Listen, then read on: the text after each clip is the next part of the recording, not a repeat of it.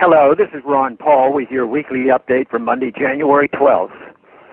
After the tragic shooting at a provocative magazine in Paris last week, I pointed out that given the foreign policy positions of France, we must consider blowback as a factor. Those who do not understand blowback made the ridiculous claim that I was excusing the attack or even blaming the victims. Not at all, as I abhor the initiation of force. The police are not blaming victims when they search for the motive of a criminal.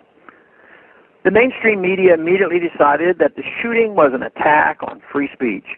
Many in the U.S. preferred this version as they hate us because we are free, which is the claim that President Bush made after 9/11.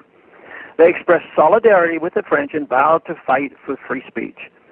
But have these people not noticed that the First Amendment is routinely violated by the U.S. government? President Obama has used the Espionage Act more than all previous administrations combined to silence and imprison whistleblowers. Where are the protests? Where are the protesters demanding the release of John Kiriakou, who blew the whistle on the CIA's use of waterboarding and other torture? The whistleblower went to prison, while the torturers will not be prosecuted. No protests. If Islamic extremism are on the rise, the U.S. and French governments are at least partly to blame. The two Paris shooters had reportedly spent the summer in Syria fighting with the rebels seeking to overthrow Syrian President Assad.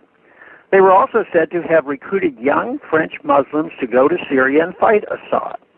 But France and the United States have spent nearly 4 years training and equipping foreign fighters to infiltrate Syria and overthrow Assad.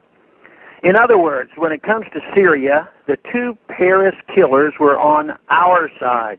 They may have even used French or U.S. weapons while fighting in Syria.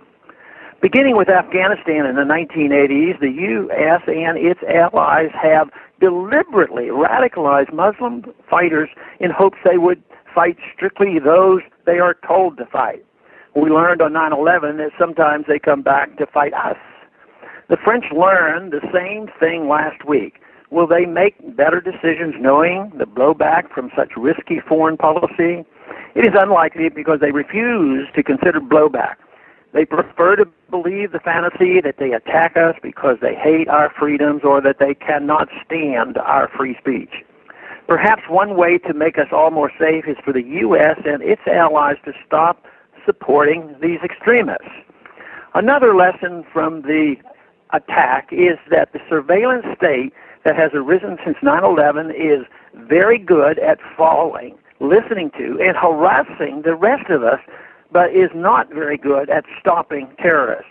We have learned that the two suspected attackers had long been under the watch of U.S. and French intelligence services.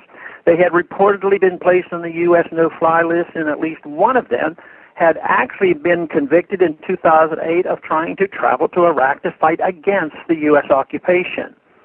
According to CNN, the two suspects traveled to Yemen in 2011 to train with al-Qaeda. So they were individuals known to have direct terrorist associations.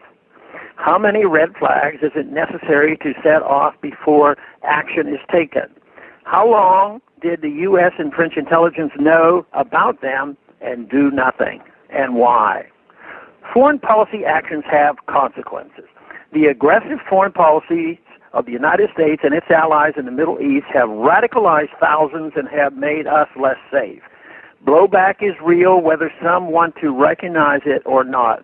There are no guarantees of security, but only a policy of non-intervention can reduce the risk of another attack. Thanks for calling this update. A new update is placed on this number, 888-322-1414 every Sunday. The written text can be found on my Ron Paul Institute website at ronpaulinstitute.org and on my Facebook page. Thanks for calling.